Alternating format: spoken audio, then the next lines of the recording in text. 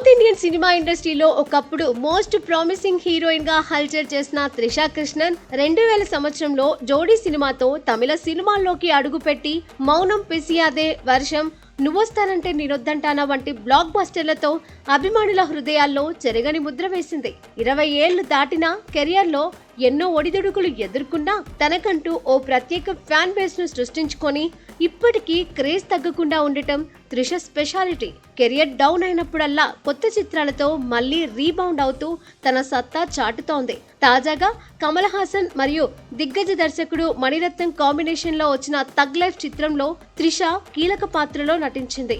ఈ cinema trailer లో కనిపించిన 2 నిమిషాల గ్లింప్స్ లోనే తన నటనతో అభిమానులను ఆకట్టుకుంది. మణిరత్నం సినిమాల్లో పాత్రలకు ఉండే డెప్త్, గ్రే షేడ్స్ ను త్రిష ఈ చిత్రంలో అద్భుతంగా పండించినట్లు సమీక్షకులు కూడా ప్రశంసించారు. అయితే ఈ సినిమాలో ఆమె పాత్రపై కొందరు సోషల్ మీడియాలో దారుణంగా ట్రోల్ చేస్తున్నారు.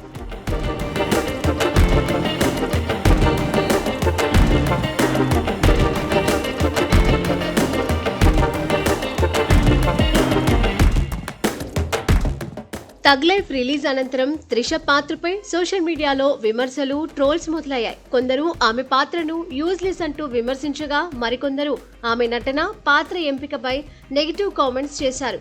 గతంలో విడాముయార్చి సినిమాలో వివాహిత మహిళగా రహస్య సంబంధం ఉన్న పాత్రలో నటించినప్పుడు కూడా ఇలాంటి ట్రోలింగ్ ఎదుర్కొన్న త్రిష ఈసారి కూడా సైలెంట్ గా ఉండలేదు. ఇన్స్టాగ్రామ్ స్టోరీలో ఓ క్రిప్టిక్ పోస్ట్ ద్వారా ట్రోలర్స్ కు గట్టిగా కౌంటర్ ఇచ్చింది. 20 ఏళ్ల కెరియర్లో త్రిష ఎన్నో రిస్కీ పాత్రలు చేసింది.